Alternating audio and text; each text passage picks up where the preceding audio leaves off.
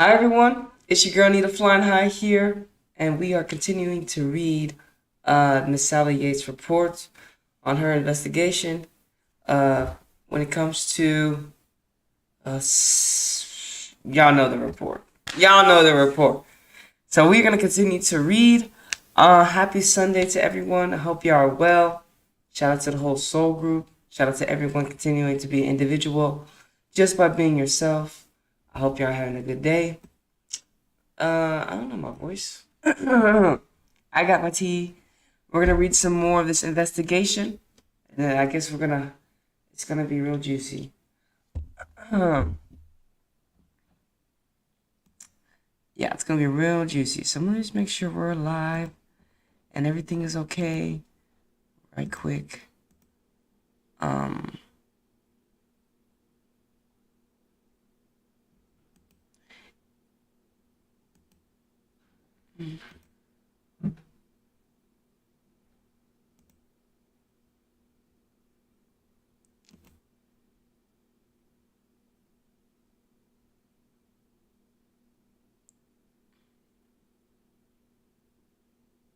Okay, perfect. Okay. Also, yeah, the article is available on the internet. All you gotta do is read it. Read it. I mean, search it on Google.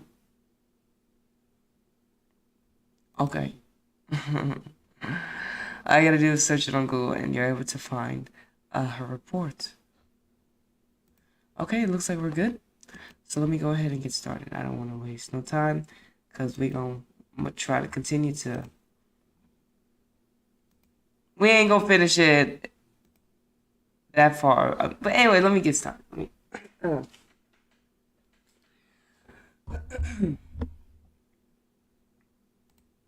Okay, the investigation. On October 2nd, 2022, the Federation announced that it had retained Sally Q. Yates, a partner of King and Spalding LLP, to lead an independent investigation into the allegation of sexual misconduct and other abuse behavior in women's professional soccer.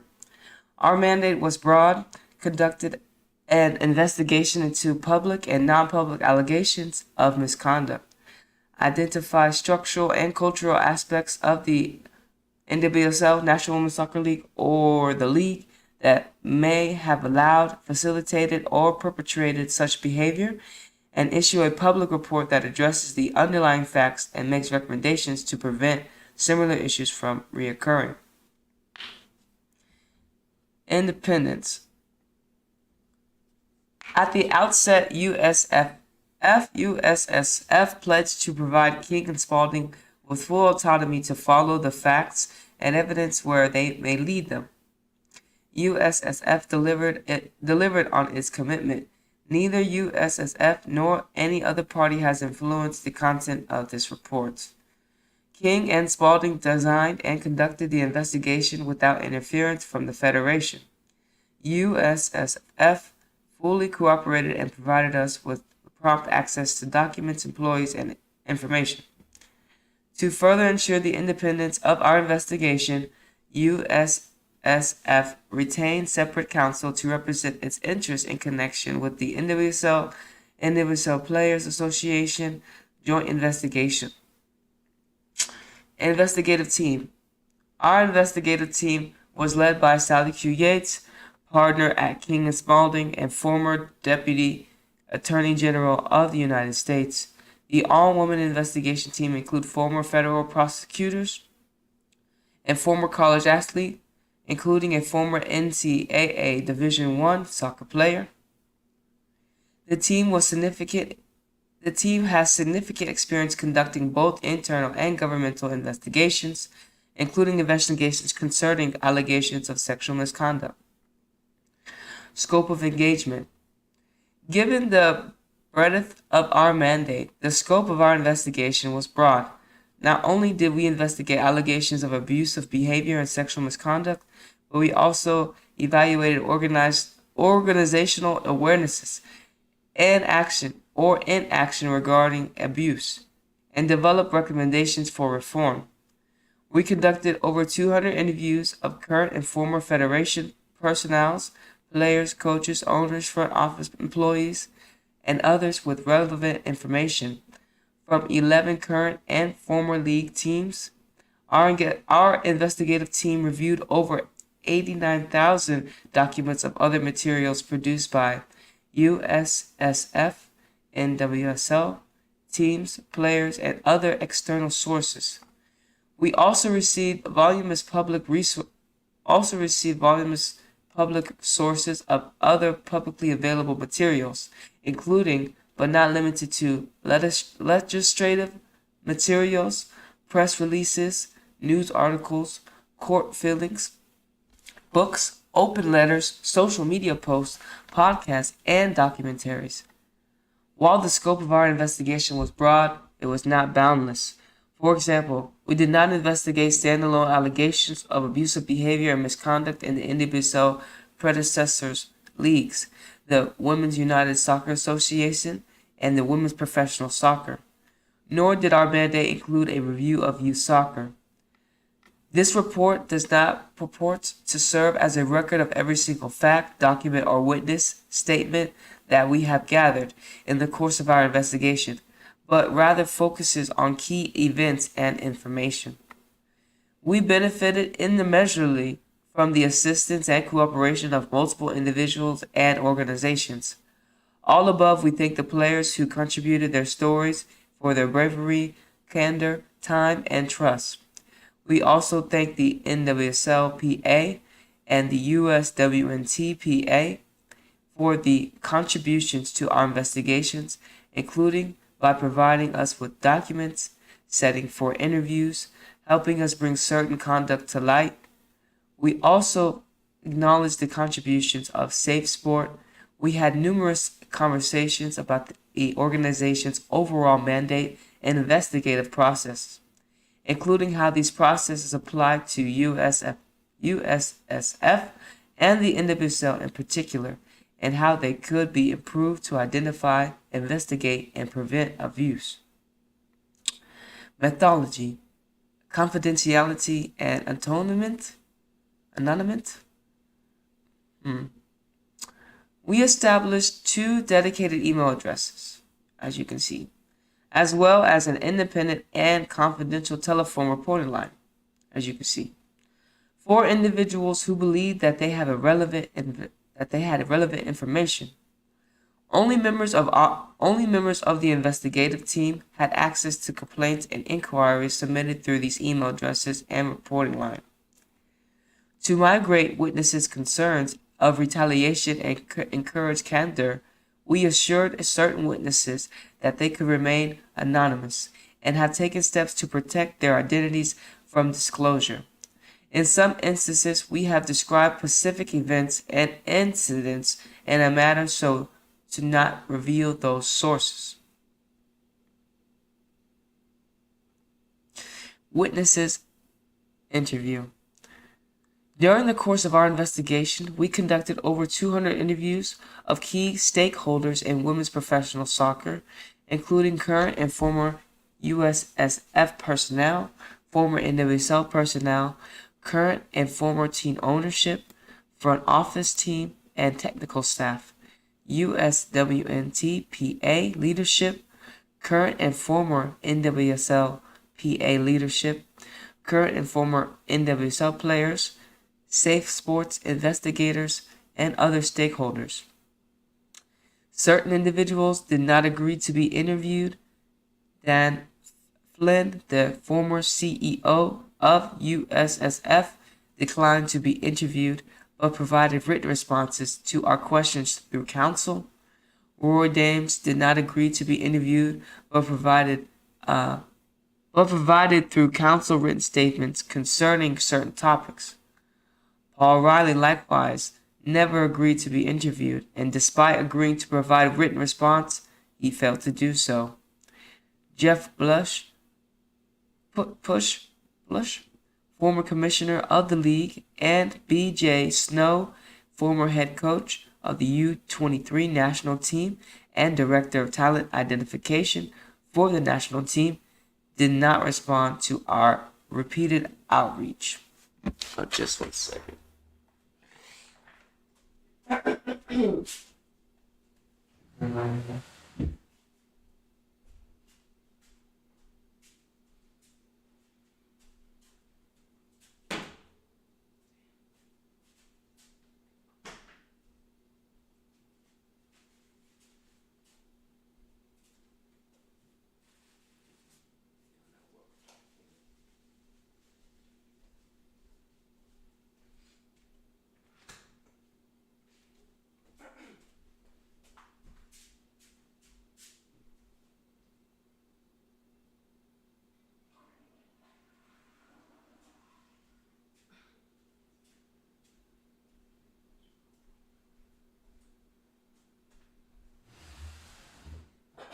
Okay.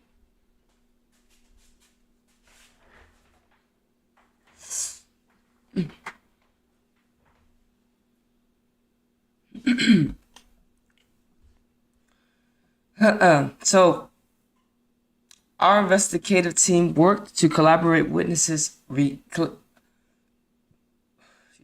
Our investigative team worked to collaborate witnesses' recollections with contemporaneous records, including but not limited to emails, electronic documents, personal notes, and calendars. However, in certain circumstances, we were unable to identify or locate such material. Under those circumstances, the investigative team relied upon witnesses' memories. During our conversations with witnesses, we took care to open-ended questions and avoid leading questions. Finally, in making factual findings, our investigative team assessed witness credibility by taking into account demeanor, candor, potential biases, experience, and personal motivations. Document collections and review. The investigative team reviewed roughly 89,000 documents and other materials produced by USSF, the NWSL, teams, players, and other sources. USSF. We collected a significant volume of electronic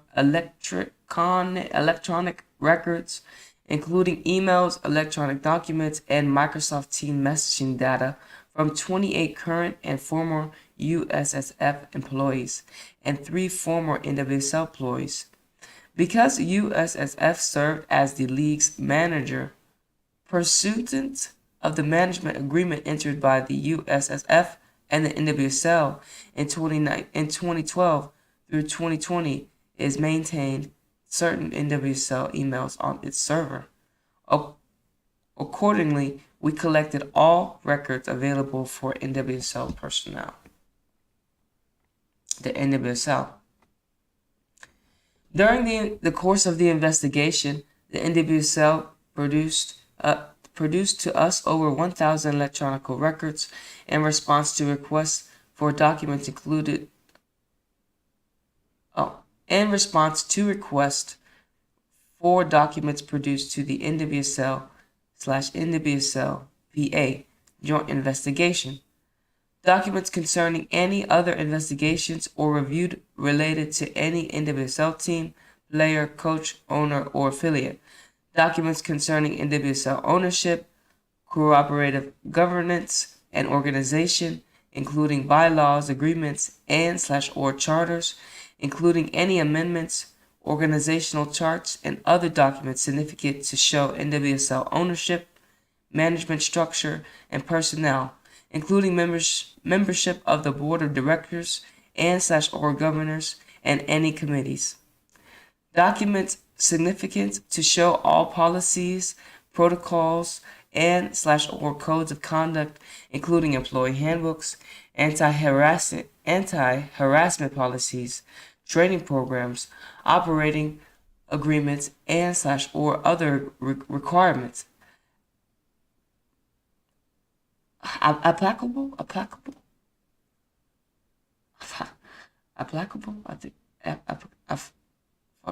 can't even fucking say the word. Applicable. It's like applicable. Fucking A.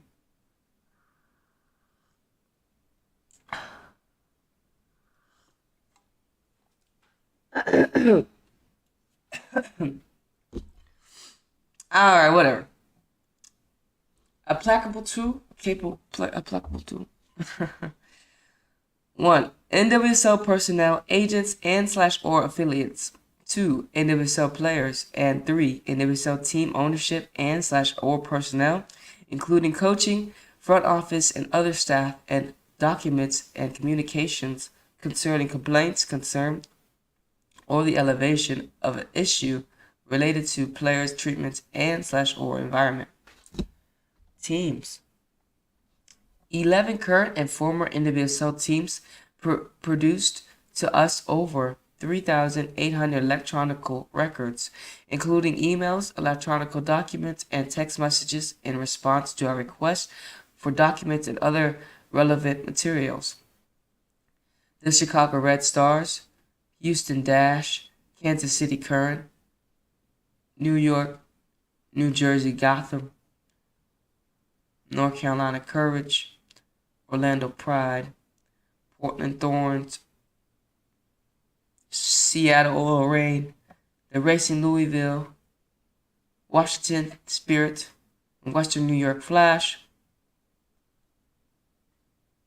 Compiled with our records in varying degrees, produced responsive documents, including but not limited to documents concerning the team's ownerships, corporate governance, organization, management structure, and personnel, players' rosters, and other documents relating to teams, players' rosters documenting concerning all policies, protocols, and slash or codes of conduct, documents concerning reporting, review, and investigative of complaints and concerns regarding team's management, personnel, and the players, documents concerning complaints, concerns, or elevation of issues related to players' treatment and or environment, documents and communications concerning team management and coaches, including but not limited to due diligence and background investigations performed prior to employment, the terms of employment, and complaints and allegations, documents concerning mental health and support resources provided to players and staff, non-disclosure agreements concerning players, employees, affiliates, or agents of the team, documents concerning document retention policies, documents concerning guidance, policies, and slash or procedures regarding employment decisions, documents concerning salaries, bonuses, and total compensation of all employees, and other custodial documents from owners, management, front office, coaches, and human resources and administrative personnel.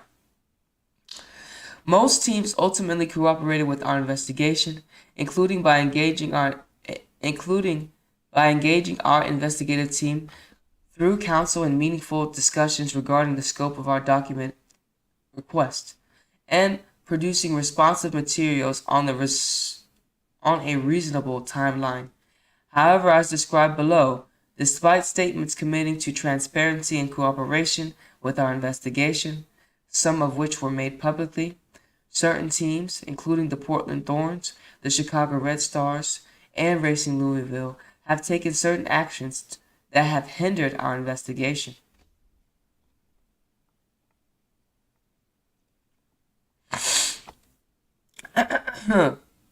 Portland Thorns. Merritt Paulson published an open letter on October 4, 2021, in which he disavowed the culture of silence that may have allowed for additional victimization for our predatory coach. Pledged to be transparent going forward, welcomed our investigation, and committed to fully cooperate so that our inquiry might shed much needed light on the facts. The Thorns refused to produce relevant documents for months, making specious arguments that materials were protected by attorney-client and attorney work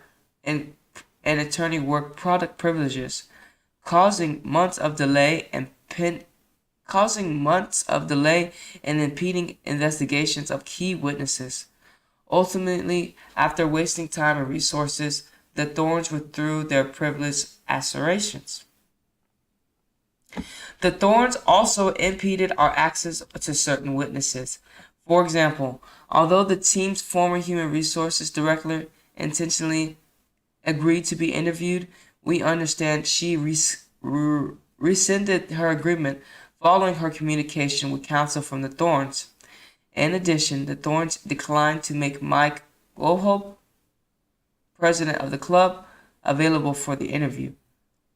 Although we understand he spoke to NWSL/NWSL-PA joint investigation, the Thorns' lack of cooperation delayed our investigation. The Chicago Red Stars. Despite receiving an intentional request, despite receiving an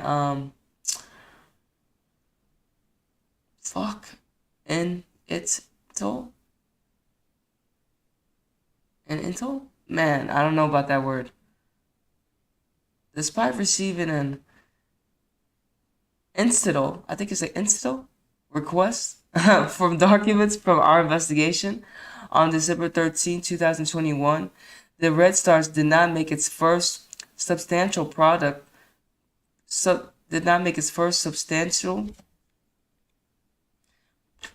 production until May 6, 2022, and continued to produce documents as recently as September 13, 2022. In addition, the Red Stars intentionally sought to narrow the scope of our investigation by declining to produce documents beyond those relating directly to Rory Dames. The Red Stars have partially retreated from that position, but we have had to obtain documents from other cooperating sources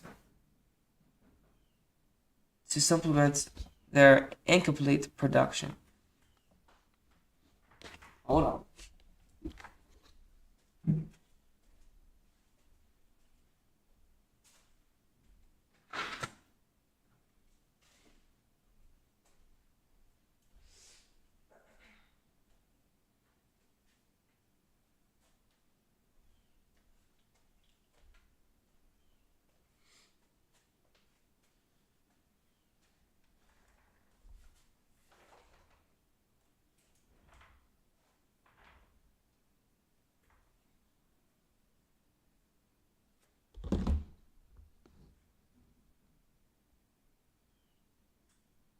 Come on. Come on, bro. Sorry, y'all. Thanks.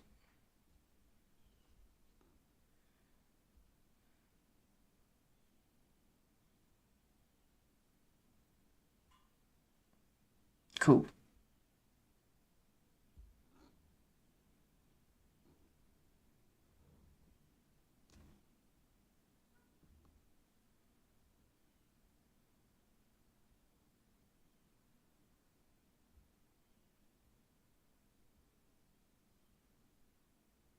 All right, we good.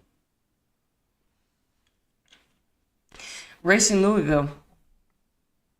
Racing Louisville's cooperation was limited.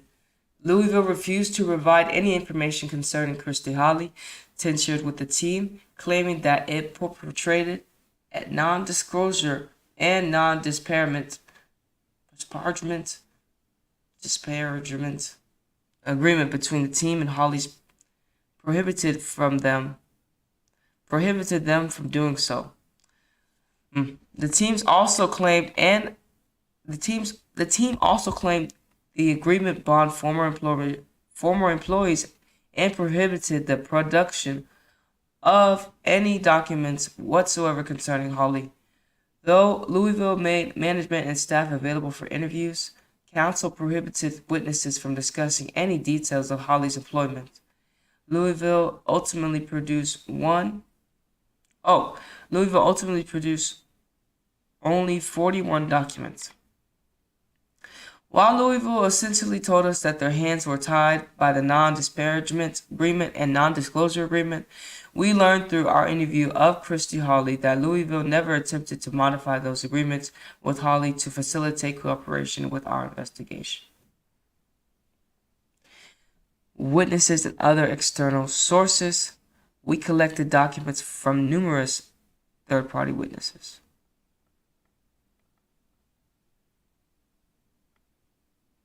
Well, we went through that pretty fast, not gonna lie.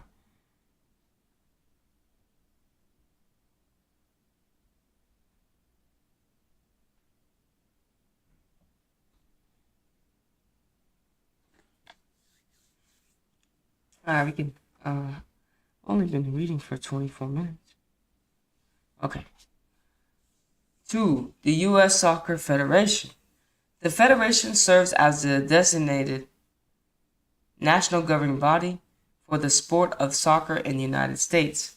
In that role, it represents the United States as a national association member of the Fédération Internationale de Football Association, and as a member of the Confederation of the North, Central America, and Caribbean Association Football. USSF is one of the country's largest and most complex NGBs. It not only includes the U.S. men's and women's national team, but also Olympic teams, professional leagues, including NWSL, Major League Soccer, and the United Soccer League, amateur adult soccer. Numerous levels of youth national teams for boys and girls, youth soccer organizations in every state, training centers and other developmental academies, coaching centers, high performance programs, and referee training and development programs. It oversees millions of soccer participants, including players, coaches, officials, and administrators, and before the pandemic had an operating budget of $165 million. USSF also devotes time and resources to brand development, fan outreach, sponsorships, national and international tournaments, and other events, as well as retail and other revenue-generating activities. USSF face legal and stakeholder demands that most other NGB do not: an international governing body, FIFA, a domestic governing body, USOPC, professional and non-professional stakeholders, e.g., state soccer associations, significant youth organization participation, and a complex framework of federation regulations, e.g., protecting young victims from sexual abuse and Safe Sports Authorizations Act of 2017, i.e., the Safe Sport Act. The 10 Stevens Act, the Federation exercises authority over soccer through its organization's members, which include professional leagues, amateur adult soccer, state associations, and youth organizations. Governance. The Federation has 3 key leadership positions: President, Vice President, and Secretary General. Both the President and Vice President are unpaid elected positions for 4-year terms.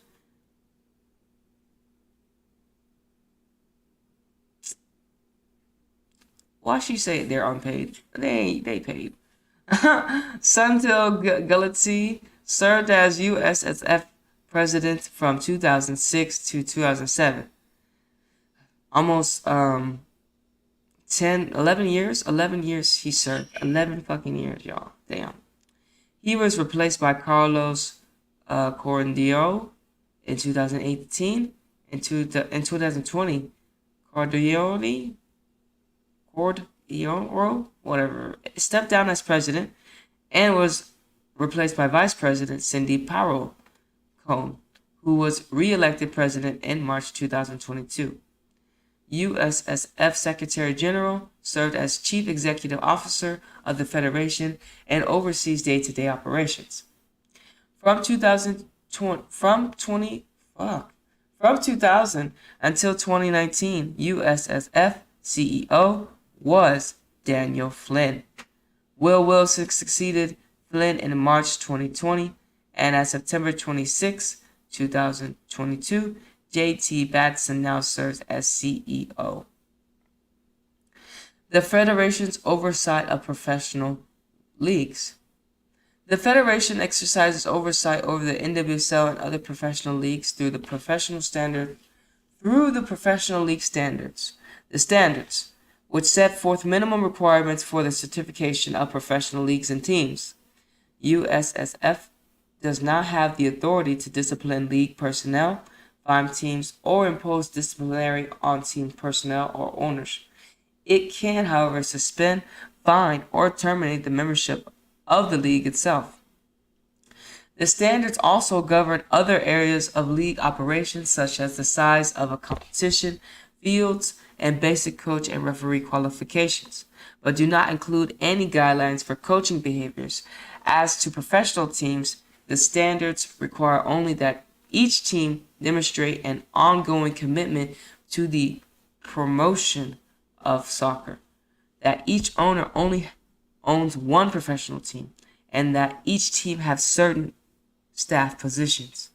If a team fails to meet any of these criteria, the league may seek from the federation a temporary waiver, specifying why the waiver is necessary and the steps taken towards competence. Although the standards provided that waivers are only available for good cause in practice, USSF has granted virtually every waiver request that it has received, leading some in the NWSL to view the process as formality. The standards are enforced by the Professional Leagues Task Force, which is staffed by Federation board members and personnel. Since 2017, the Federation has engaged an outside consultant to conduct an annual review of each professional league and team to determine their competence with the standards. Based on the results of that review, the Professional League Task Force provides recommendations to USSF Board of Directors outlining which league teams are non-compliant, whether they should be granted a waiver, and whether each team should be fully or provisionally sanctioned, i.e. certified. This sanctioning power is the Federation's most direct mechanism to exercise oversight of its professional leagues and teams. Since 2013, USSF bylaws have, among other things, required that every organization member, including professional leagues, adopt policies prohibiting sexual and physical abuse. USSF policies also require each professional league to adopt a rule and discipline program that includes a rules and discipline committee and a written plan for developing and enforcing rules surrounding in-game disputes, disputes between team management, and complaints about league or game officials. But complaints about coach conduct are not included. The Federation's bylaws outline a number of ways that USSF can ensure that the organization members, including the NWSL, are satisfying these agreements. These include the authority to suspend, fine, or terminate memberships if the USSF board determines that the member acted contrary to the best interests of soccer or has not complied with the requirements of its membership in the Federation. USSF also has authority to audit organization members to ensure they comply with the responsibilities laid out in USSF bylaws. The authority to review disciplinary decisions rendered by professional leagues and authority to compile a record of all individuals who have been disciplined by any organization member and publish that record to all Federation members, apart from several ad hoc reviews of organization members' policies and procedures. Our investigation did not find any example of the investigation. Our investigation did not find any example of the Federation exercising these powers. You hear that right? You see that right here? Our investigation did not find any examples of the Federation exercising these powers. Wow, so they didn't do any of this shit. They didn't exercise their power. They just let shit happen.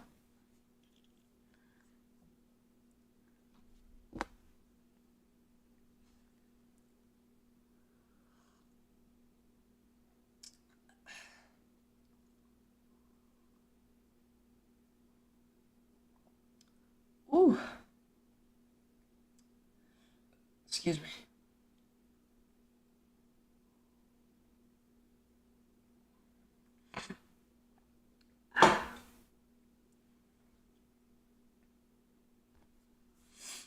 The U.S. Center for Safe Sport. Historically, the Federation's role in addressing coaching and other misconduct that occurred on a local level was limited unless the conduct was serious enough to warrant inclusion of USSF risk management list. That changed dramatically in 2017 when Congress passed the Safe Sport Act in the wake of revelations concerning the decades of abuse that occurred within the U.S. gymnastics by Larry Nassar, and in light of the shocking failure of anyone to report accusations of abuse to law enforcement or even keep track of complaints internally. The Safe Sport Act created the U.S. Center for Safe Sport and empowered Safe Sport to investigate, resolve abuse allegations in Olympics and Paralympic sports, including those that may arise concerning USSF participants, which is defined to include USSF licensed coaches and other authorized to have regular contact with minors, among others. Yeah, so remember, I don't know if y'all heard about the Larry Nassar stuff. He was like some of the gymnasts that I was watching. Yeah, we were watching when the Fab Five came. Like when I watched the when the Olympics was hot. Like I watched them before Simone Biles. Before them, like it was like the five girls. And they really tore up the scene. You know what I'm saying? And you find out some of them were abused by Larry Nassar, which was awful, awful, awful. No one said nothing. No one said nothing. Awful, awful. It's crazy, man.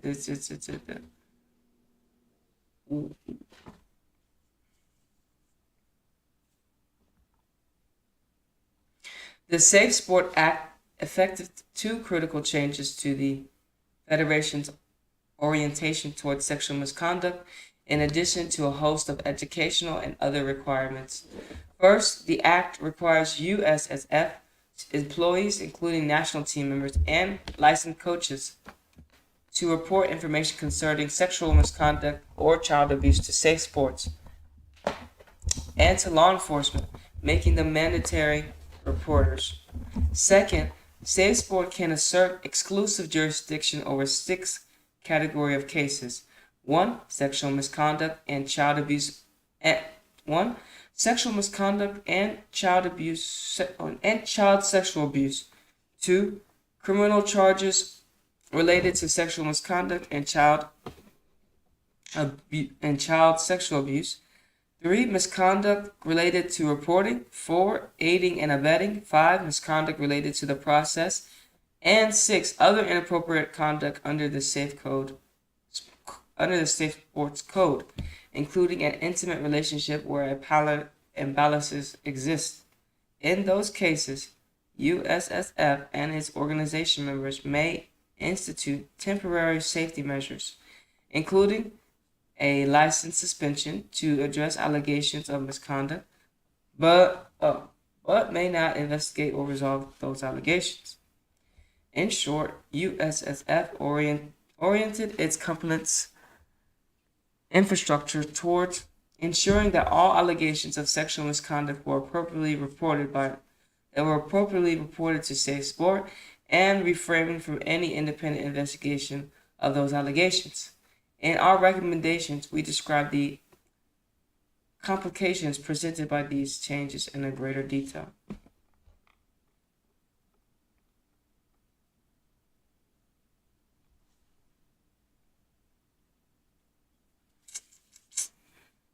Okay, we kind of flying through on 40. Well, we haven't, she's just setting everything up. We haven't dived into the stories just yet, so a lot of this is kind of just like verbiage.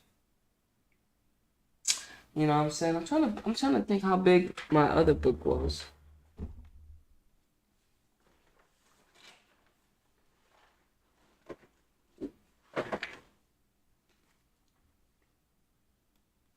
Damn. When I read Number Games was uh 365 pages, and I think it took me like a week.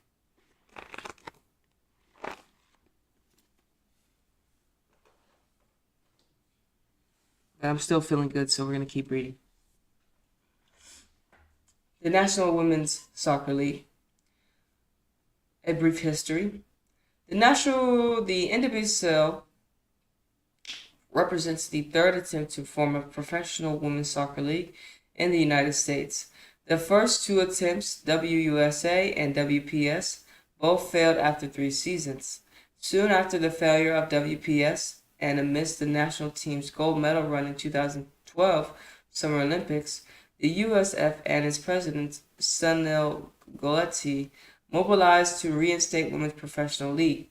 In the view of many at the Federation, having a robust domestic league was critical to maintaining the national team's dominance in international competitions, and also represented an important opportunity to grow the sport domestically.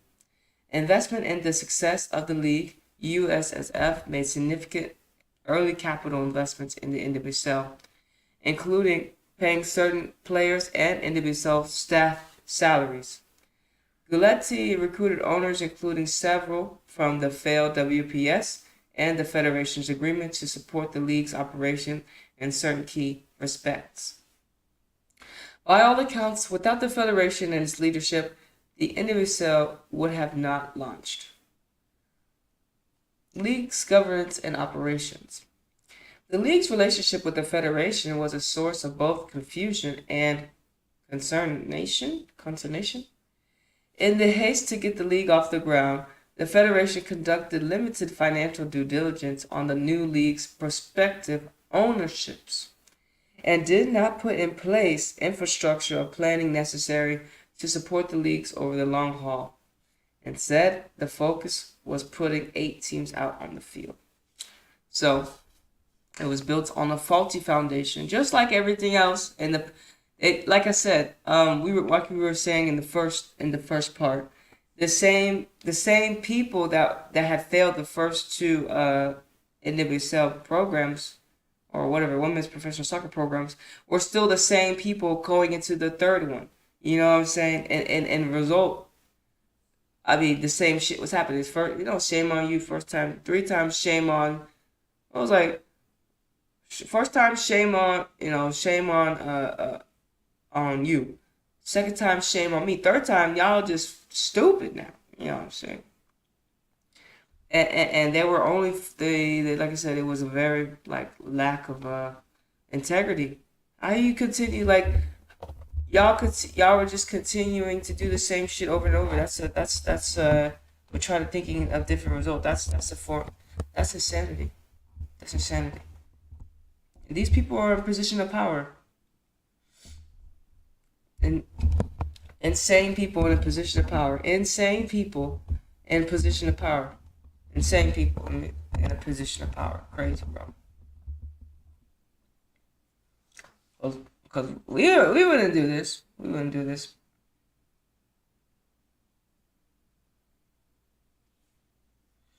The primary governing body of the NWSL is the team owners.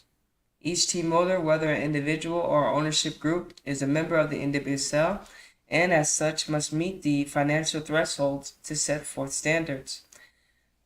Specifically, teams must designate one principal owner with an individual net worth at least 15 mil, and each team ownership must have a combined net worth at least 25 mil. Each team also is required to annually post the performance of $100,000 to secure salaries, stadium lease commitments, and vendor obligations, primarily for the purpose of ensuring the league in the event that the owners were to walk away mid-season. The standards do not specify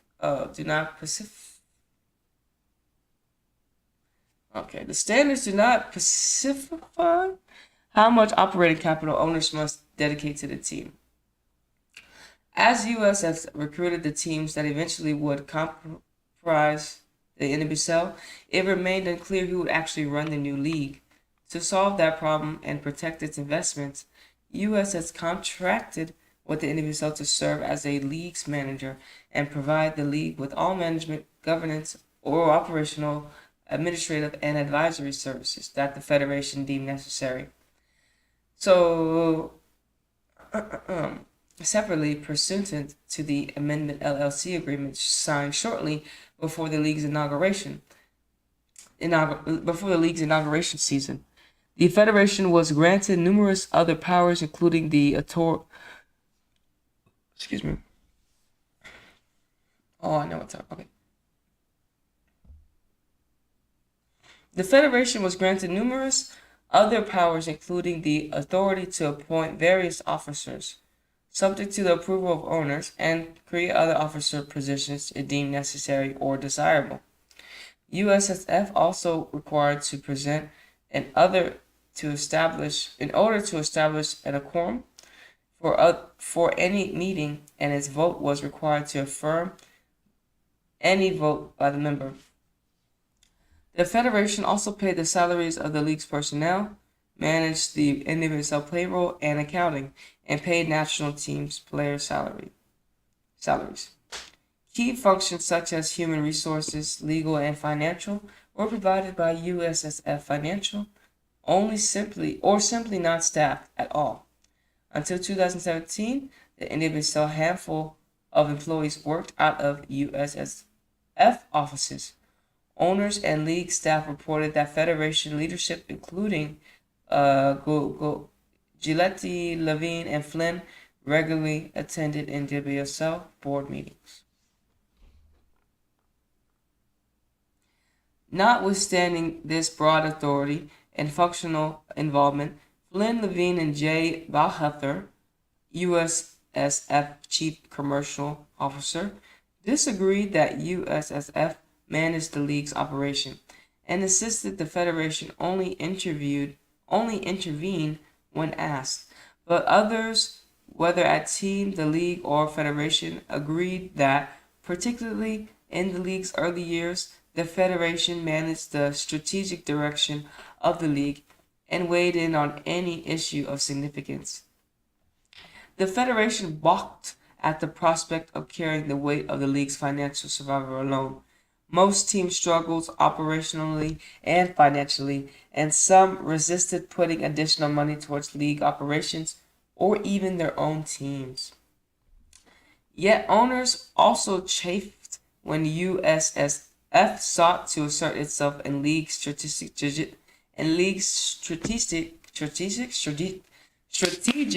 decision making. Many at the league and federation believed the owners wanted federation's money, but not the input. So, what I got from this is USSF only, they gave them money, and if you give money, you definitely want input on where the money's going, because you don't want your money to be wasted. And they were supposed to work together with the USSF. Y'all were supposed to work with the with the owners, as a team to promote and to have the best success. But once again, I think once they invested and they seen that, okay, we're getting past the third year, they kind of I'm not saying took their hands off, but that's what it looks like. And they're trying to say that they weren't as involved. USSF is trying to say they weren't as involved, but they were. Y'all were involved just like the owners. Y'all have to be involved. You can't just leave them hanging. Y'all were involved. And don't act like y'all weren't involved. Because y'all the ones that hired most. Were looking for these people that had the cash to splash. They needed people with at least 25 mil, or ownerships with at least 25 mil, to have the teams. So, y'all, USSF is trying to wash their hands, but it's not gonna happen. You can't wash your hands. You're not gonna be able to. But I like this statement. Many at the league and the federation believed that the owners wanted the federation's money but not its input. And it was the same way. The federation, anyways, the result was that some owners opposed the imposition of any standards that could increase their operating costs. The federation, for its part, felt as though it could only push owners so far or risk them pulling their teams from the league. Even internally, owners had disagreements at every level, and getting the owners to agree on standard league conditions and operating procedures was a challenge. The owners failed to appoint a full-time commissioner, and even when they did, they failed to impart significant authority for the role to have a meaningful impact on the league's strategic direction and operation. The NWSL and USSF failed to institute basic workplace policies. They failed to institute basic shit, fundamentals. The fundamentals. They forgot how you forget the fundamentals. So like I said, apparently it was the same lack of fundamentals that they had in the first two. You know what I'm saying? It was the same one. So they still, once again, didn't learn because it was the same people that was in the same position. Therefore, like I said, 3 times.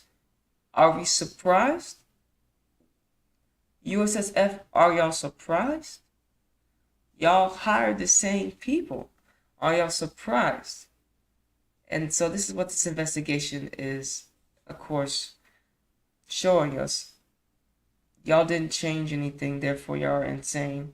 Y'all thought it was just going to maintain the same. And then, all right.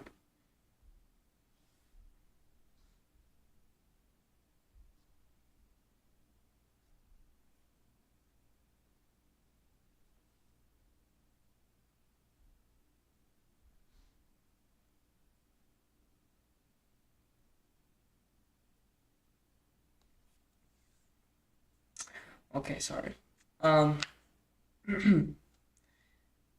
U.S. Oh, yeah. Despite requirement outlined in the USSF own bylaws and policies, the board recognition and that fraternization or even sexual misconduct were not uncommon. The League and USSF failed to implement basic workplace protection policies, although USSF ownership policies applied to national team players. The league's other players are employed by the league itself. In the wake of Paul Riley's dismissal from the Portland Thorns, and as the league and USSF decided not to intervene to prevent the Western New York Flash from hiring Riley, Flynn noted the need for a league policy and training. In 2016, NWSL Commissioner Jeff Pulish and Levine took initial steps to devise a set of workplace policies, including anti-harassment policies, and engaged an external firm to provide initial drafts.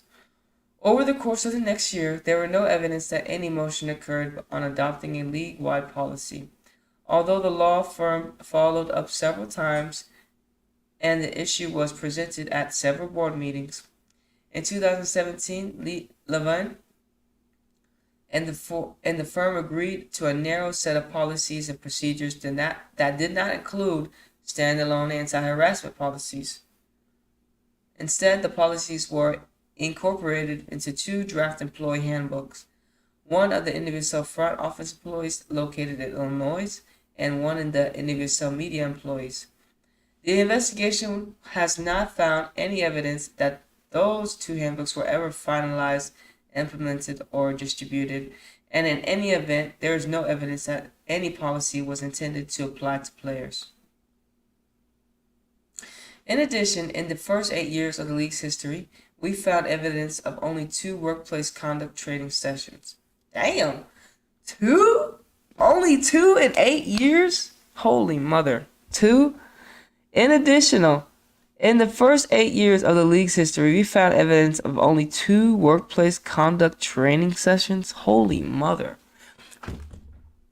One in 2017, which lasted only 30 minutes for players, and one in 2019, which extended player training to 1 hour. It was not until 2010 that the NWSL adopted an anti-fraternization policy, even though iterations of the policy were imposed at multiple board meetings. When the policy was eventually adopted, it included that the 2018 NWSL was included in the 2018 NWSL Operations Manual. The NWSL did not implement a written policy governing anti-harassment, anti-retaliation, and bullying until 2021. Nor did the Federation implement clear procedures for reporting player safety concerns or investigative allegations of wrongdoings. Players and team staff lacked a formal means of voice concerns and expressed general confusion about to whom they were meant to report player safety issues without risk of retaliation. Until the NWSLPA was created in 2017, concerns were frequently brought to the team's general managers or coaches or even national team players. In 2013, Sunil Gulati, USSF president, directed the league to develop and distribute player surveys in order to receive direct feedback from the players. The surveys asked the players to rate their experience 1 through 5, 1 being very poor, 5 being excellent. Topics range from quality of the training facilities, locker room showers, etc., to the quality of training fields, match fields, laundry services, coaching and medical staff, travel and housing. The surveys also provided comment sections for players to discuss the best and worst parts of their experience. Although the surveys were intended to be annual, the league only appears to have distributed them in 2013 through 2020 through 2017, and then again in 2020. Federation leadership included Galetti, Flynn, and Levine only received copies of these surveys for the first 3 years. Surveys results from each year raised red flags about multiple teams, ranging from poor playing conditions and low salaries to allegations of emotional and verbal abuse and toxic work environments. Many comments included complaints regarding several of the coaches discussed in this report. Yet, although both league and federation officials received the information, the players' concerned regarding the coaches were generally not addressed. Although Guletti reviewed the result from the first 3 years, Flynn does not recall viewing the comments and does not believe he would have. In most cases, survey results were scrubbed of comments before being distributed to the teams. As a result, the teams and by extension, the individuals who are the subject of certain allegations did not receive the players' written complaints. Poor conditions at the league. The failure of the Federation to impose any uniform standard on the NWSL teams meant that conditions among teams varied widely. Ownership was empowered to invest however much or little they wanted into facilities and player accommodations, resulting in some teams failing to provide basic necessities. Owners, the league, and the Federation were aware of the disparities but struggled to rectify them. Lack of staff. Most teams lacked a human resource representative, and some even lacked adequate medical staff. Even when teams did not have qualified staff, they were occasionally overruled by coaches, and many teams lacked a functional team hierarchy to navigate disputes concerning player safety. Poor facilities. From the start, players expressed concern about the conditions at their respective teams. In 2013, Sky Blue consistently ranked poor or very poor for trainings and match facilities such as locker rooms, showers, weight rooms, and field. Multiple players expressed concern that both the training facility and the match day facility lacked locker rooms, showers, and laundry services. These results were compiled by the NWSL Executive Director Shale Bailey and distributed to Galetti and Flynn. Only quantitative data to the words, and only quantitative data, in other words, the average rating relative to other teams, but not individual comments, was shared by the owners. Players' complaints continued in 2014. No locker room, training fields, no support. The club is extremely cheap. Never felt professional. Our training facilities were not fit for professional level soccer team. We don't have showers at our home games. Players also raised concern about facilities conditions at FC Kansas City. 4 training rooms used one of the players' living room and apartment for the first 4 months. Training rooms started in one of our apartments, then went to a trailer. No AC. What? No AC. At the Chicago Red Stars, one player commented that the team had no laundry, no training room, no showers, unacceptable match field. Again, the quantitative results were shared with ownership. With Galetti ultimately discussing the situation at Sky Blue and Sky Blue ownership and president, as both witnesses and later survey results attest, these conversations had little impact of the overall conditions at Sky Blue. It's crazy, right? It's crazy. So that like owners, they didn't have like pretty much USSF didn't set like a standard like you have to invest this much into your team, you know. And you would think the owners want your team to be successful. Therefore, you gotta spend money to make money. That's why y'all are rich. You know what I'm saying? That's why y'all could afford to get a football club because y'all spent money to make money. So you're not gonna invest in your team and see that come back into fruition. And so that's crazy. Like I said, these are the same owners though, probably the same owners that were in the first and 2 leagues. So what did they expect? What did they expect? Right? What did they expect?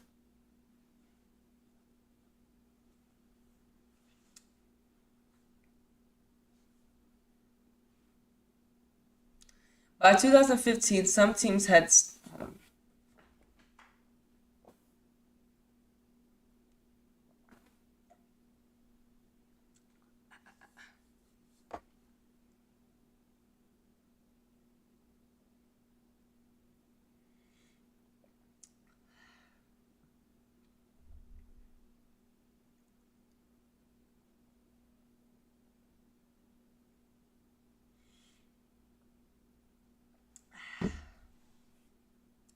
So now we're getting into, you know, just that's crazy because you look some of the youth club teams that the parents have to pay a pretty penny to get their kids in any sport, but mainly football, aka soccer. It's pricey, but it's crazy. The professional league for the ladies was shitty. Like what? That's crazy. But by 2015, some teams had started to rectify their inadequate facilities, but problems persisted at the Chicago Red Stars. No laundry room, no locker room, no showers. And numerous complaints emerged regarding the playing fields. We train on turf nearly every day, despite being told we would be training mostly on grass. FC Kansas City. Training fields were poor, but at times very poor. Trained on too many different surfaces, including elementary schools with horrible grass. Sky Blue. We should not be allowed to play on such terrible turfs, fields for our games. And W&L Stadium is the worst quality field in the league. In 2017, a small number of players still ranked Kansas City training and match facilities and match field as poor or very poor, and similar results were reported from Sky Blue. One player commented, "I feel blessed to play in the league. Things seem to be turning a little lopsided at this point though, and it all has to do with money. Some teams struggle and some teams don't. I think the NWSL should try harder on teams that aren't cutting it. Even in 2020, players reported inadequate conditions. At the NC Courage, one player stated that male coaches had only a certain... In 2020, players reported inadequate conditions. At the NC Courage, one player stated that male coaches had only a curtain separating their office from the locker room, and that the coaches have to walk through the locker room to get to the field. Players at OL Reign complained about the lack of practice fields and facilities, noting that they should not be as high. Players at OL Reign complained the lack of practice fields and facilities, noting that they should not have to be at a high school or a baseball field. Right. Witnesses repeated these observations during our investigation. When asked about the New York Flash, one player noted that the team lacked professionalism in a way I'd never witnessed. Another player observed that at one time the Red Stars had no locker room, but rather were using the basement of a youth soccer club organization. The situation was so egregious at the Sky Blue that it attracted media attention. One assistant noted that the match days that were not showering, there were no showering facilities, none of our own space. Players stated that the team had no locker rooms, so they had to show up and leave. They had to show up and leave clothes in. Show up and leave in clothes. There you go. In 2018, the teams trained at a club field that had no bathrooms, only porta johns, and no showers. So the club bought in a trailer with bathrooms in it. And news articles in 2018 described Sky Blue's poor training facilities with no running water, no air conditioning, no shower, ice baths and trash cans, and inadequate treatment room. Holy mother. Housing. Until the 2022 NWSL CPA mandated minimum requirements for housing, teams had discretion regarding the type of quality of housing they provide players. Much of the team provided housing was unconventional or unsuitable. At times, it was even uninhabitable. The most egregious examples were at Sky Blue. Players reported living in houses with broken windows, cracked floors, leaking ceilings, dried mucus on the wall, and in one instance, a whole human toenail sitting on the windowsill. We're getting to the juice now, okay? We're getting to the juice. One player stated that her house was so admissible that she believed the house had been abandoned. Oh my goodness. Another player reported finding of a bag of cocaine in her bedsheet. No fucking way. Did they not come clean these houses? Oh my gosh. She said she found a bag of cocaine. I'm done. Holy shit. It says others reported being placed in houses that were too small, with players sharing rooms or sleeping in common areas. Sky Blue players also reported being forced to live in inappropriate situations. One player moved into the house with a teammate, only to find that there was an older man still living in it, who expected to continue living there with the players. What the fuck? What the fuck? Other players reported owners and owners' family members showing up at their rentals unexpectedly. What? Another player lived with a man's wife. Another player lived with a man, his wife, and their daughter, and was scolded by the father that she was not spending enough time caring for his daughter. What the fuck? Oh my goodness, this is awful, y'all. Bro, who? They're like, oh, we're gonna go live. What? Weird, bro. That's some weird shit. Sky Blue was not alone in providing untenable living conditions. Players at the Red Stars live in housing owned by Red Stars ownership. Amin Whistler, who also served as property manager. Players reported problems with mice, leaking water, and mold, and expressed hesitations about raising concerns about their living conditions to the owner of the team, who also served as the general manager. Boston Breaker players were placed in housing that had no furniture and had to demand funds from the team to buy it. Even when housing quality was significant, many players found that it was inconveniently located, sometimes up to 90 minutes away from training or match facilities. Damn. 90 minutes? Every day? You driving 90 minutes to work? Oh, fuck no. Jeez, man. That's crazy. The league culture. The investigation found that inappropriate and abusive behavior permeated the culture of the league as a whole. Abuse in professional sports can cover an array of behaviors, and the Safe Sport Code provides a useful benchmark for identifying abusive conduct. It emphasized that sexual misconduct goes beyond just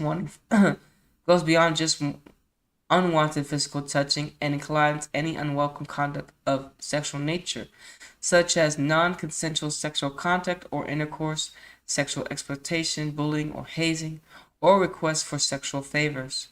In the women's soccer environment, power imbalances among players, coaches, and staff make intimate relations particularly fraught.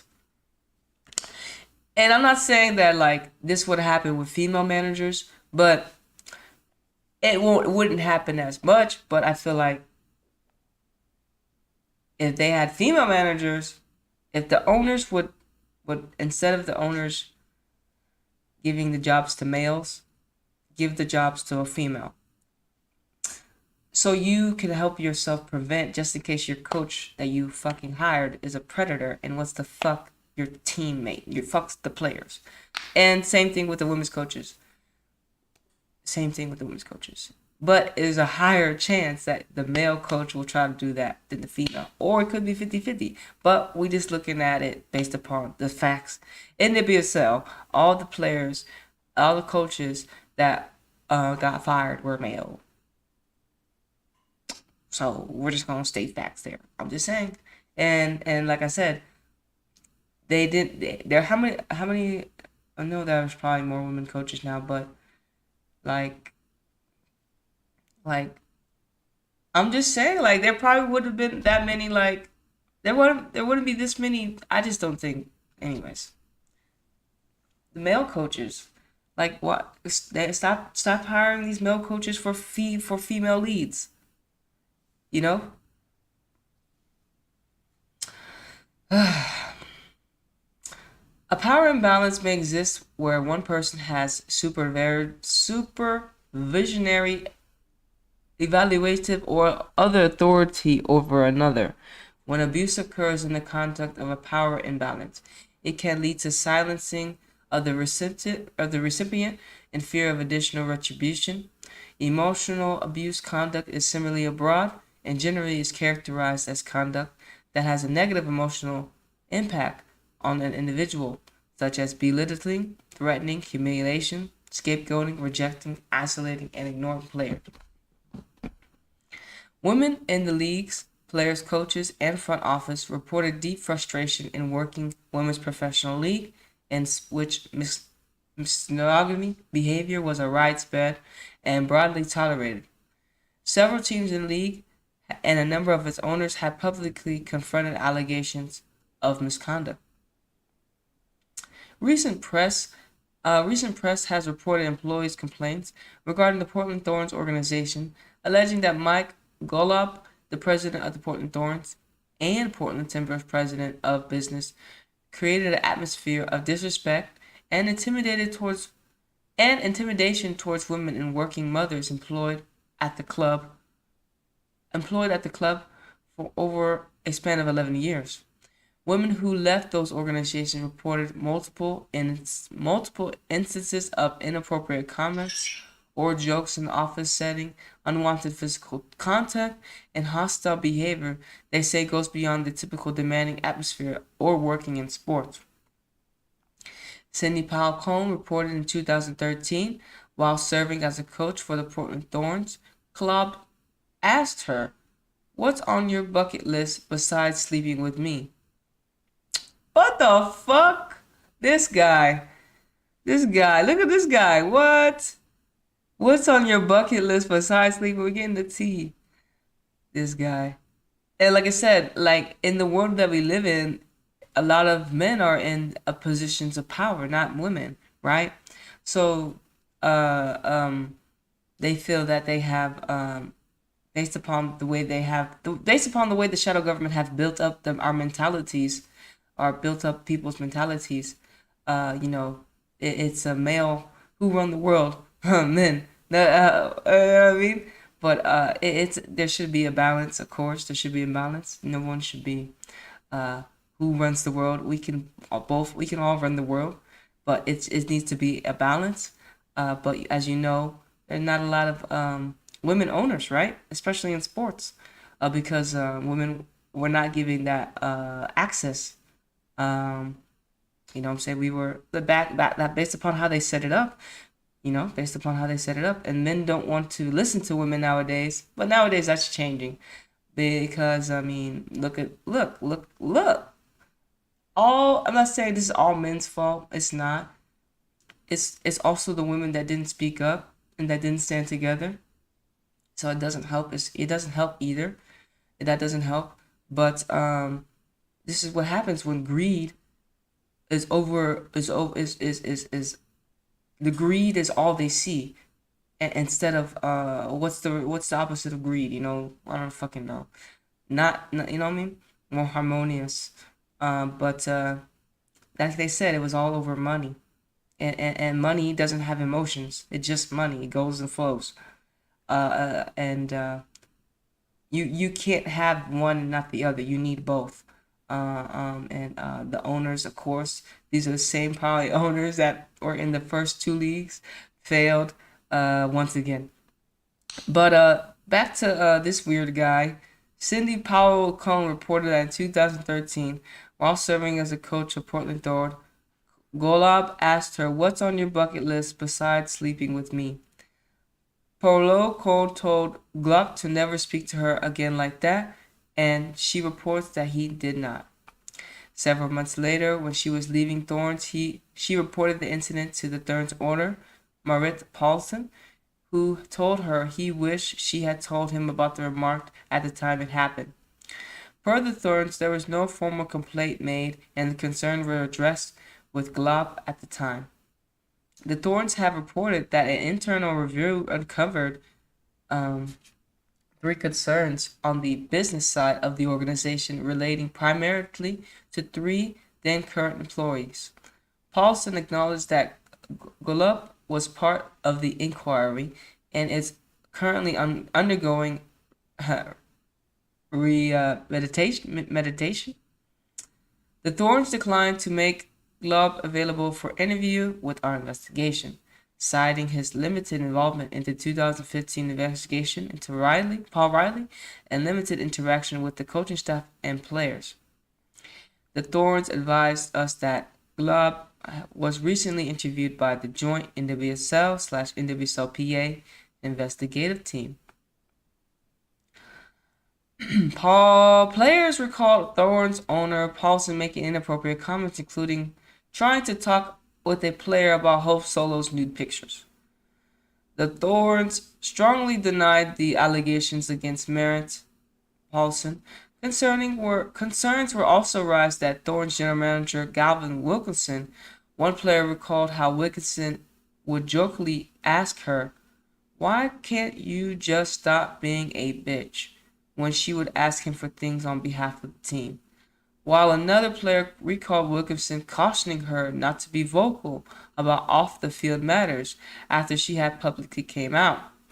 Wilkinson denied that he had been critical of players' decisions to speak publicly regarding her sexuality, and also denying calling any player a bitch. Multiple players also reported frustration at the league's long-standing failure to adequately address racism and racially intensive remarks. Players reported witnessing the use of racist slurs, as well as routinely encountering racially insensitive remarks and microaggression. One player noted that many of the leagues were uncomfortable with race and did not know how to connect with black players at the player, coach, and GM level. What the fuck? That's stupid.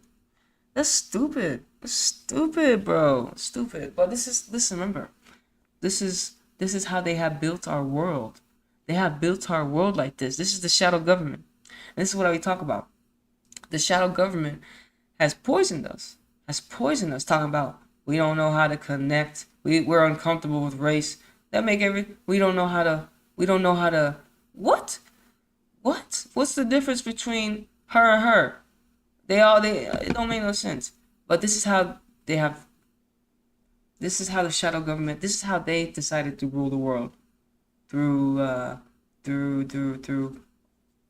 certain people have more power over you, but we all have equal power. We all have the ability, we all have the access to power. We all have access to power within self.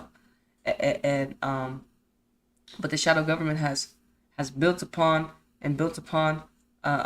these principles and virtues that pretty much have failed us as a collective. And this is why we're here, where we are right now, reading Sally Yates' report.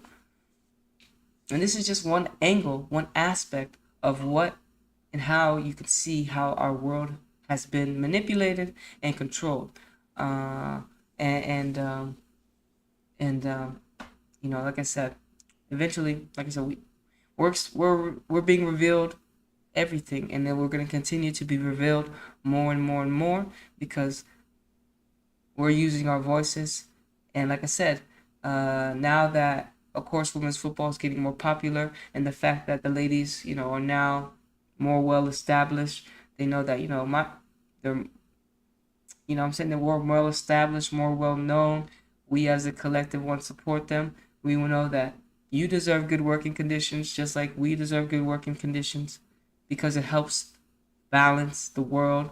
You don't want certain jobs to have non-basic rights, like you're an athlete, but your locker room, you don't even got a locker room. You don't got the showers, shit like that, shit that you need. You know what I'm saying? It's tough. It's tough.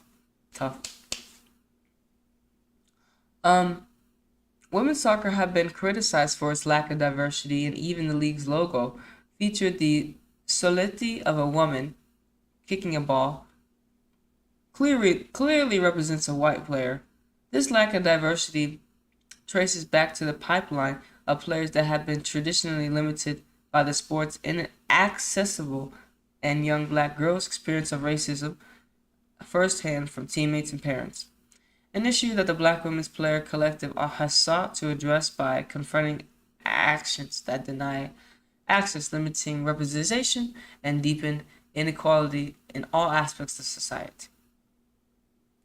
So we know that we're spiritual beings having a temporary human experience, and we know that we're not a race.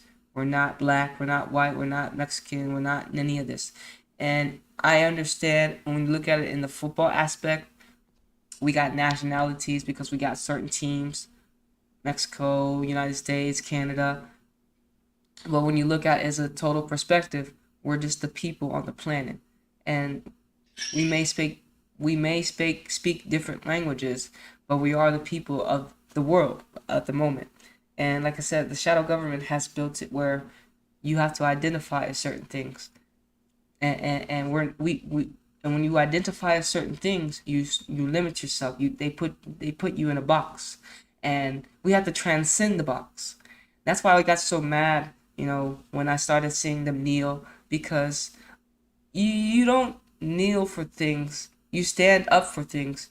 You stand up straight for things. You don't bend your knee.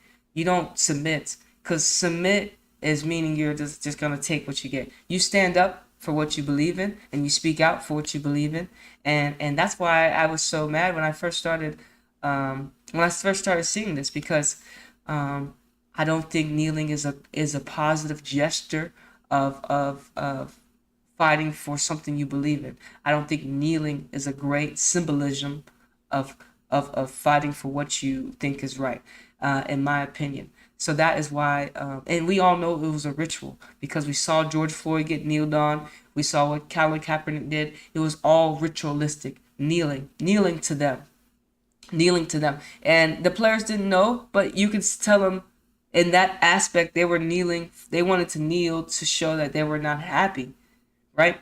But in a way, they didn't see it from the other angle, or be like that we're submitting as well. Or so no, I don't agree with that. But hey, and like I said, it is all. It's not nothing new that the shadow government has been doing, manipulating the collective, manipulating things ritualistically, consistently, and race is something they have built the world on. Race is something they have built the world on. So we have to continue to transcend the race because we're not a race. We're here on this planet. We just look different, niggas. Like that's all we can say at the end of the day. And we have to transcend that so we can come together more unified. And we gotta stop.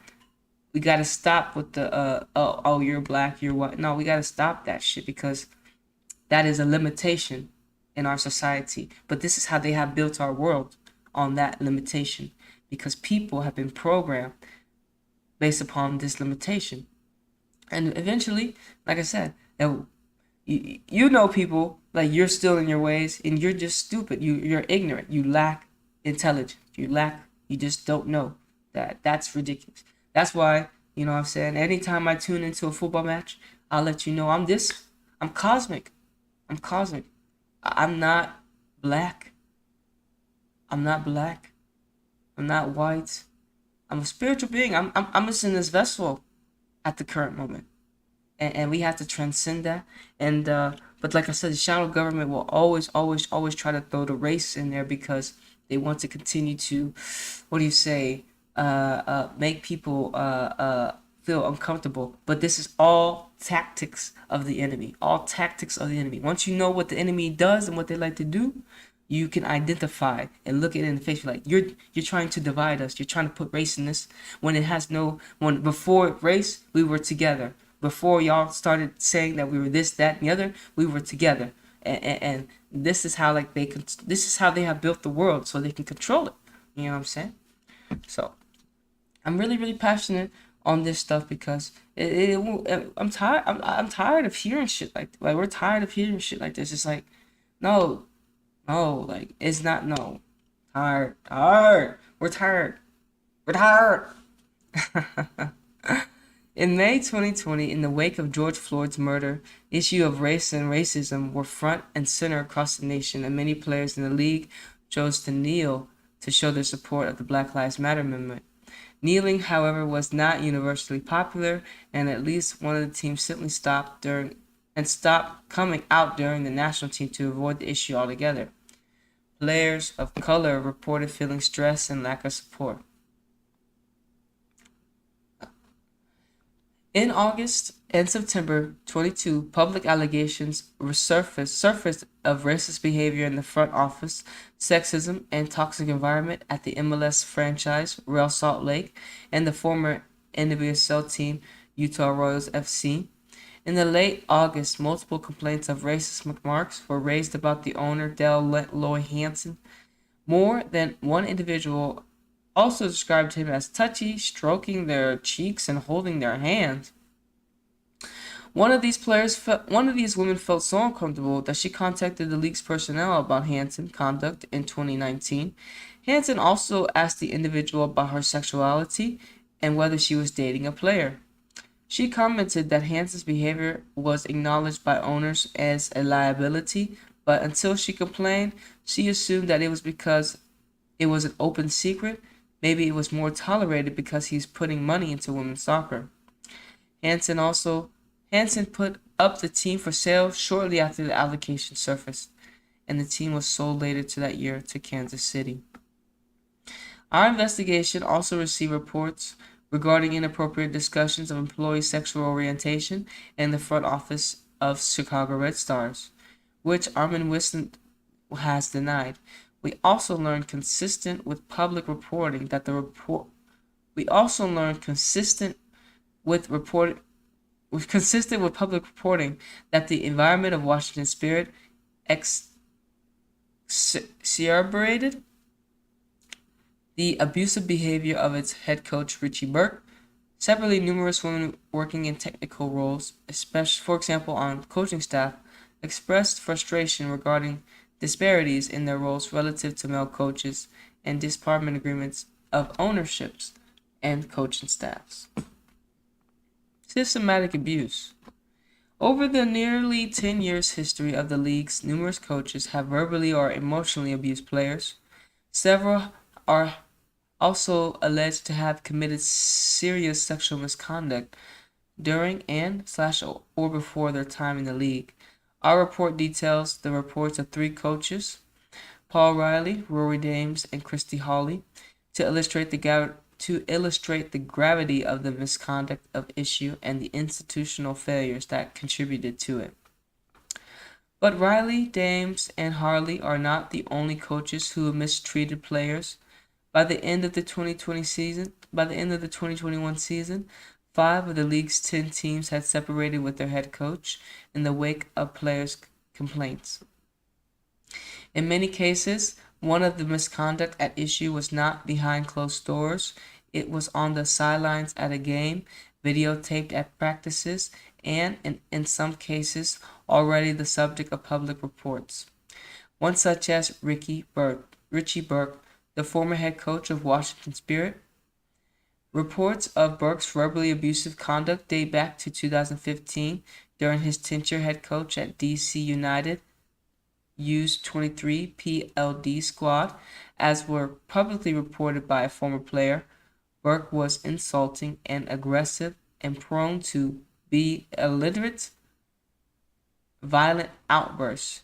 Burke stated that while he was demanding as a coach, he did not attack players, but an individual who worked with Burke at DC United confirmed the public allegations about Burke's conduct. NWSL players and personnel raised concerns about Burke's behavior at the Spirit in the NWSL 2020 Players Survey. One player described Burke as someone who played major psychological games and non-sick starters using demeaning language and also threatened to waive us. One Spirit employee described Burke's treatment of players as battered wife syndrome, where Burke would lose his shit one day and then apologize the next. Players described the same dynamic, also noting that Burke cultivated divisions on the team, reserving his worst treatment for those who were not in the starting 11. Burke denied that he was abusive to players and said he was careful about which players he could push. And while there were times where he was harsh, he would never cross that line. While adding that within the league, the line was never nearly defined. Right. It's just treat others the way you want to be treated. It's that is the fundamental. You treat others the way you want to be treated. You treat others the way you want to be treated. And like I said, these people, like, they got problems mentally. And these are the players, and these are the people in power. They got problems mentally. So who hire these people? People with mentally problems too. Like, they got, but since they got money, they're not, they got mental problems. They don't have mental problems getting money, but they got mental problems when it comes to people. Because money, money comes to anyone. Money can come to anyone. But it's the mental shit when it comes to treat others the way you want to be treated. People are flunked. These people are insane. They have issues and they need they need a taste of their own medicine. How about that? On August 10, 2021, reports were published in the Washington Post, and concerns about the overall culture at the Spirit were raised to the NWSL. The Spirit and the NWSL engaged an outside law firm to investigate Burke's conduct, which concluded that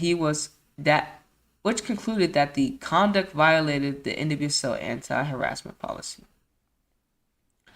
Player surveys revealed serious concerns about their coaches as well. In 2015, players described a completely toxic environment at Western New York Class, saying the head coach, Aaron Lanes, created an absolute hellhole. I created an absolute hellhole where everyone is motivated by fear and the head coach has no respect for players as people. Yeah, that's bitch. Catch me outside this uniform. Whoop that ass real quick. Whip that ass real quick. And like I said, these are male coaches. And don't act like we know we talk about France's their manager. I don't know how she's still in power when, she's had reports about, her. But these are male coaches trying to overpower women, because they're pussies. And they were fucked up by their mama.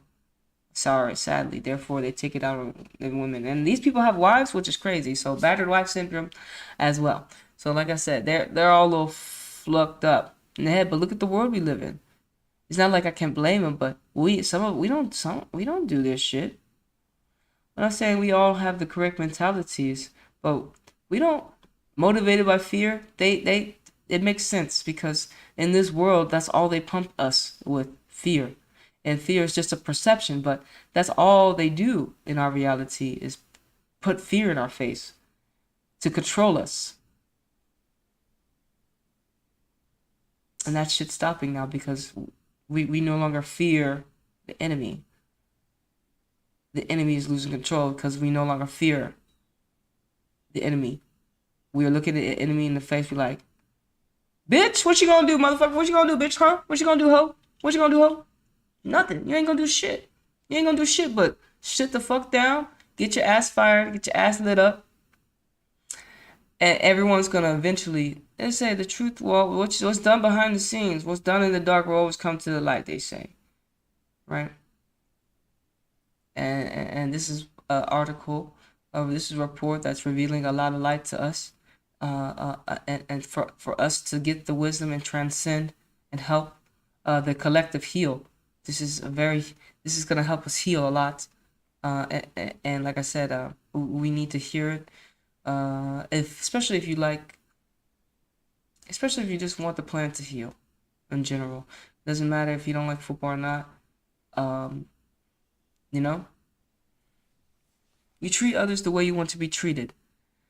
You treat others the way you want to be treated. One player described the coach style as fear-based instead of motivational, while others described the environment as dehumanizing and dangerous. As one player noted to us, the environment was hostile, and Lyons thought he could do whatever he wanted. Lyons declined our request for an interview and remains a member of the organization, continuing to serve the direction of the program's top girls team, which is a member of the Elite Club National League. And like I said, they're still in power. They're still in power. So I'd just be like, who do you know?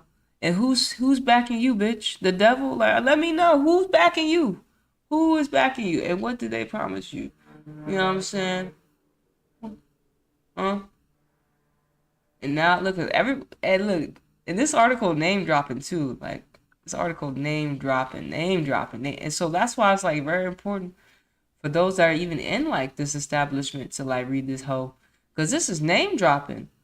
So when you find out who this is, who's backing him, who supported him, you start following the money, who's paying who got who this job. Okay, so you got, and then you find out it's a whole conspiracy, systematic.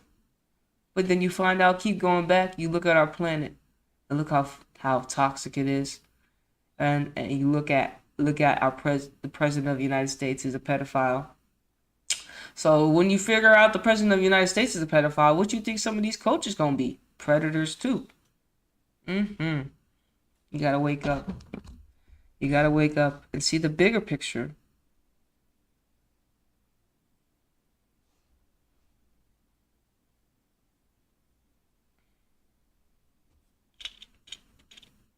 How long have I been reading for?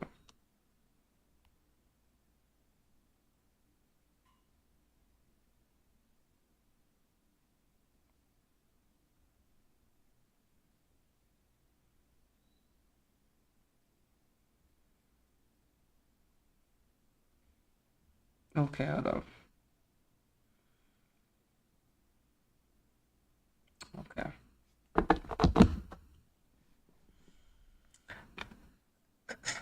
A third coach, Farid bin Stillen of the OL Reign in Tacoma, Washington, resigned in July 21.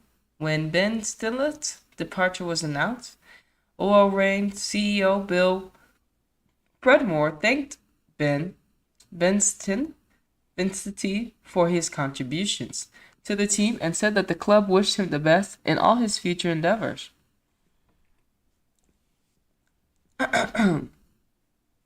In October 2021, Predmore confirmed that he had requested Benston's resignation after he became aware of inappropriate comments by Benston to players regarding their fitness and nutrition. Similar allegations had been arised about Benston's tenure at Paris Saint-Germain. Benston firmly denied that he mismanaged his team and some players when tackling their fitness and their nutrition problems at either OL Reign or Paris Saint-Germain, and stated that saying to a player that she is not fit for the competition and that she shall take care of her nutrition is not inappropriate. Deny. That's what they teach them. Deny. You can deny all you want, bitch, but we know it's true. We don't give a fuck. You'll deny it out your mouth. That's what the enemy will tell. Have you ever watched any of the shows where the people are guilty? And you see, like, you ever watch the shows and they actually do the crime? They tell them to just deny. Deny it. Don't accept. Deny it. And y'all can deny all y'all want, but we know the reality. You guilty, bitch. You guilty, hoe. And we don't give a fuck if coming out your mouth you say I didn't do it. We know you're guilty, and we gonna look at you as guilty, sir. The only thing is that the fact that it's an open secret that they're guilty, people have to stop giving these people, because it's not going to be on their background. And that's the scary part, because they're not going to accept it. AKA, they don't want to put it on their background so they can get these jobs. So that's very dangerous. That's very dangerous. Because, they background check. And if it's not on your it's not on your background, because you denied it. I deny it. But y'all guilty as fuck. Anyways, inappropriate conduct was not just directed at players. For example, allegations surfaced that while at Utah Royals, former head coach Craig look at all these male coaches. I'm telling you how many male coaches. I'm not saying I'm not saying that I don't know. We haven't had a female yet talk about. We haven't had a female coach being accused of sexual inappropriateness just yet. And I'm not saying there's not women that do that, but so far they have been males since we've been reading, and that should raise awareness. Like, y'all need to stop hiring these males because they're unstable, especially working with women. But they don't want women in a position of power because I guess they're just fearful of women in power. That's how that's how they have built up the world right now. The people that are in control at the current moment. They fear women in power, or just in our power, knowing our worth. And honestly, that sounds like a personal problem. You know what I'm saying? That sounds like a personal problem. That sounds like a personal, because gods and goddesses gave me the strength to be in my power.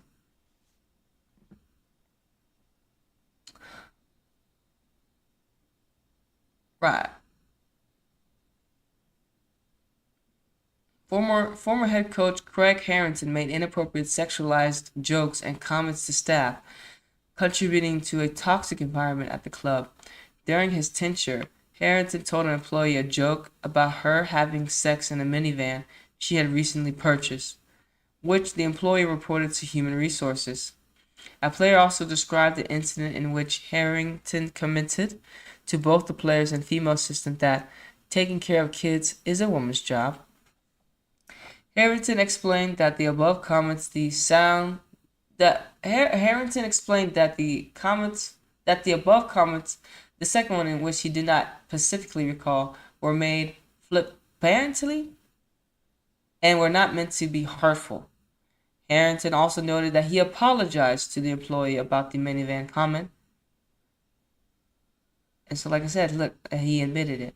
And it's good to hear those that admit it, that he apologized to the employee. Yes, you can apologize, bitch. But stop making comments like this, dude. Like, come on, what's wrong with you? Like, come on, like you gotta respect women. You like, I don't really understand how these guys be pulling women. Like, I guess they be hiding masks, right? And then they figure out, oh, you're a fucking evil person. But like I said, hopefully, I'm not saying they had bad mothers, but some of these guys probably had fucked up childhoods, and their parents may have fucked them up, and that's why they're fucked up people, and that's just the reality of some things. But sometimes they're just evil. I don't know, and they got problems. And like I said, no one stops them because no one stops them because you give them an inch and they take a mile, and then the cycle continues, right? Because now they think they're protected, and they ain't got nothing on their record. It's he say, she say, but with all the she says, he say is still more than all the she says. You're like, what the fuck? Real shit. But it says right here, he has apologized, so he admitted to guilt. He admitted to guilt about the minivan comment. So we thank you, Harrington, for actually owning up to your comment, because it was inappropriate having sex in the minivan. Jesus. In September 2020, the Royals placed Harrington on administration leave and subsequently dismissed him in November 2020. The club did not provide the basis for this decision, only the fact that it was unrelated to the Boiler Royals investigation. Our investigation also uncovered examples of inappropriate conduct by club personnel. In June 2021, on behalf of Gotham FC player, the club directors of operation submitted to the NWSL a complaint alleging that Gotham's general manager, Elisa Luher, had harassed a player. Finally, we got a female in here. Finally, we got a female in here. Because we only been talking about the males. So we finally have a female in here. So females, y'all ain't innocent either. Had harassed a player. A third-party investigator conducted an investigation, and on July 8, 2021, the league concluded that Ms. Lahale's behavior in connection with the player was improper and inappropriate and a violation of league policies. Gotham subsequently terminated the GM's employment. Recent allegations. Even after recent media attention subject to the league in the bright lights of public scrutiny, there are reports that misconduct is still occurring. In April 2022, the Houston Dash suspended head coach James Clarkson at the recommendation of the NWSL/NWSL PA joint investigation, pending the conclusion of the investigation into alleged violation of the NWSL anti-harassment policy. On June 6, hey, that's my birthday, 2022, Orlando Pride coaches Amanda Cromwell, okay, we got another female, here we go, and Sam Greeny were placed on temporary administration leave at the recommendation of the NWSL PA joint investigation, pending an investigation into violation of the NWSL discrimination, harassment, and bullying policy for alleged retaliation. Finally, in August 2022, the Washington Spirit fired head coach Chris Wald following an incident with players at training. News reports of the incident quoted the club president, Mark Cariana, who stated that it was apparent to him and to all that a change was necessary. These allegations are also currently subject to investigation by the NWSL and the NWSL-PA. Oof. All right, y'all. I think I'm going to end it right here because the next one is going to be Paul Riley. Good Lord, have mercy. Hey, Lord, have mercy. All right, y'all. Thank y'all once again for tuning in to Anita's Joint. #Extendajoint, where every day is payday, baby. It's your girl, Anita, flying high, flying out of this third dimensional reality.